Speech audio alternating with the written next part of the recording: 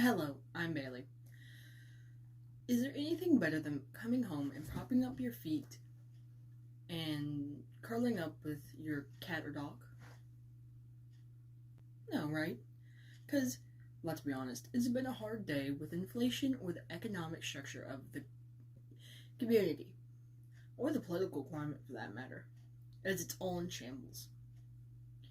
However, when was the last time that you tried to take notice of other people's pets?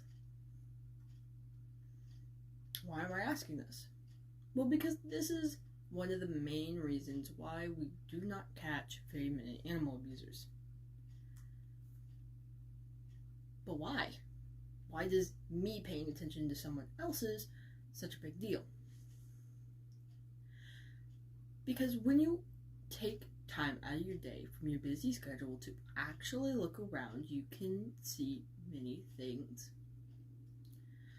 For instance, that person's acting odd, that person's sick. And these people are not in your workplace. They could be your neighbor, a guy walking down the street, and you would never notice this unless you took time to actually observe.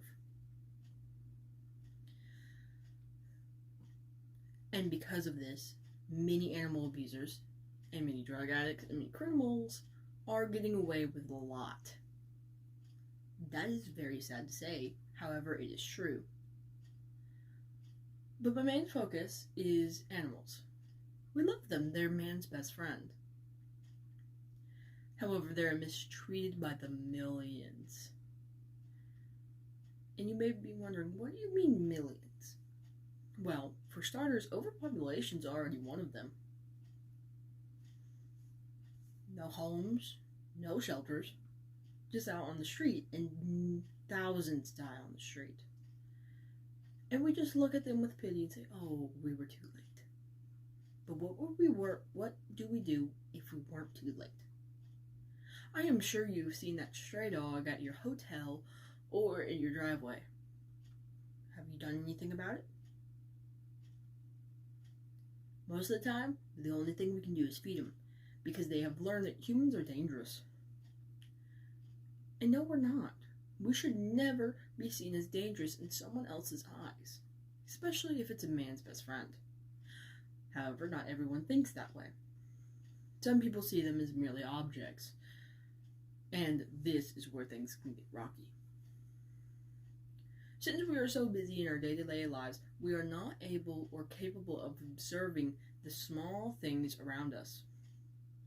The small ticks of what actually counts as animal abuse. Like a prong collar with prongs that stick into their neck, being used improperly, or are sharpened to do harm to the dog. Or shock collars that are set way too high and can nearly kill a dog. Or shock mats. Shock mats are very much real and very painful. Many humans have tested it. Now, when you think of animal abuse, you probably think of those horrifying scenes on YouTube and on Google about the puppy mills, the hundreds of puppies that are used for meat. Or you think of those horrifying situations that is a hoarder's house. Well, both of these are prime examples, and neglect and abuse at its finest, it's not the only abuse that exists. And you may not be even thinking about it. Like the way that some people condition their dogs could be abuse. To not do this, to not do that. Hitting your dog excessively could be seen as abuse. But why am I bringing this up? Well, because if this is how we treat domesticated animals that are seen as friends, imagine how we treat exotic animals. Because no, zoos are not all pretty, they are all prettied up, but what goes on in the inside? Do they get beat? Do they get hurt?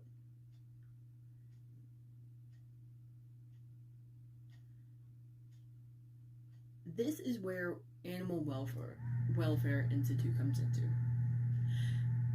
Animal Welfare Institute has taken into consideration that both domesticated and undomesticated animals are being treated horribly around the world. Their job is their goal is to stop animal abusers and throw them into jail where they belong. Because let's be honest, once an animal abuser, always an animal abuser, and they have to learn proper consequences, just like our dogs and cats, to stop. It's not going to stop until you do something about it or teach them another way. However, we all know how that goes. So they are taking a feisty steps forward to ensure exotic animals such as the axolotl, certain types of catfish, lions, tigers, all have a place to stay, rehabilitate, and be turned out into the wild. And for those who cannot be rehabilitated, then they are found loving, caring, in families or businesses that can give them the enclosure, the food, and the proper medical treatment that they deserve. Because they are animals too, and we all live on planet Earth. Hi, my name is Mason, and this is my part of the speech about the Animal Welfare Institute. The founder of this institute was Christine Stevens, who sought to end the cruel treatment of animals in experimental laboratories. Inevitably, her work expanded to take on other animal welfare causes. And she has been doing this since 1951. They do this through engagement with policymakers, scientists, industries, and the public. They seek to abolish factory farms, support high welfare family farms, and achieve humane slaughter for animal raised by food.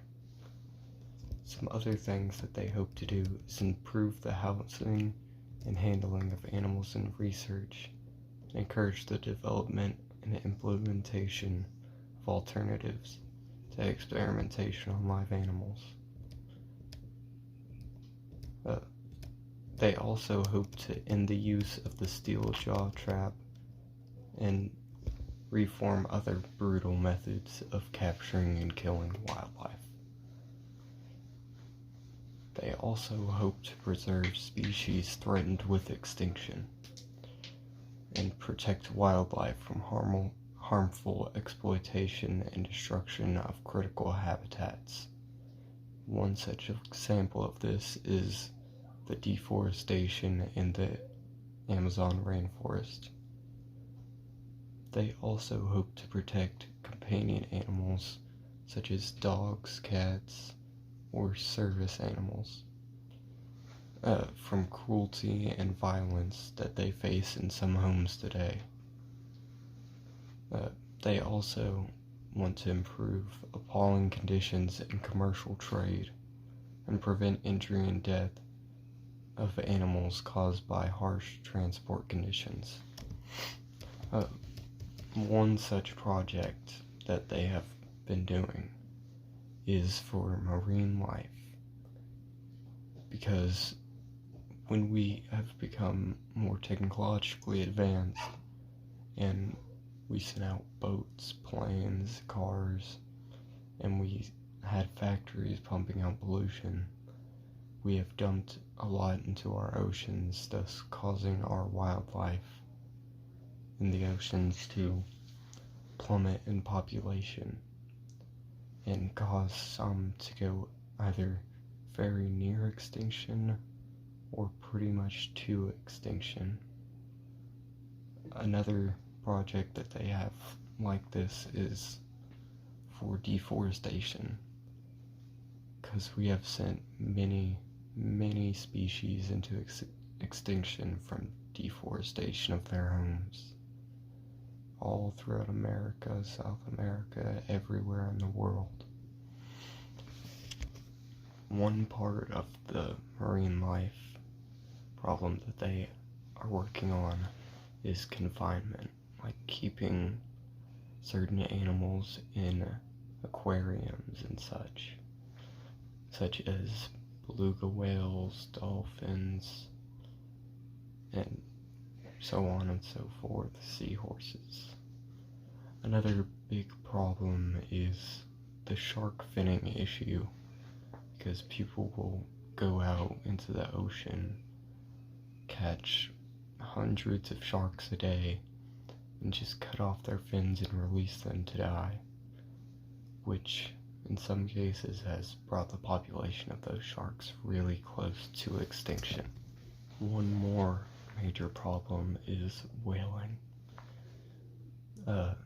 Originally, whaling was used to get the oil, fat, blubber, and so forth from whales, dolphins, and all of that, but now today it is being used for food, whether it's commercial, meaning they sell the food, or just major groups. One example of people doing this is drive hunts in Japan and the Faroe Islands.